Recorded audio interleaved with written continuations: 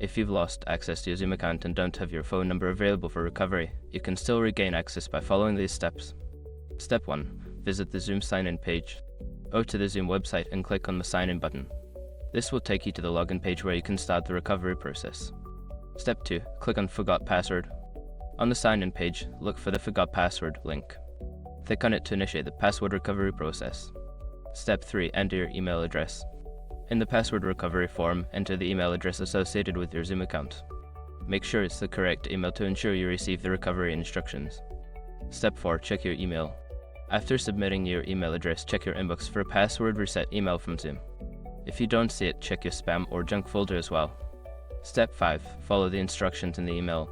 Open the email and click on the link provided to reset your password. Follow the prompts to create a new password and regain access to your account. Once you've completed these steps, you should be able to log into your Zoom account successfully. If you encounter any issues, consider reaching out to Zoom support for further assistance.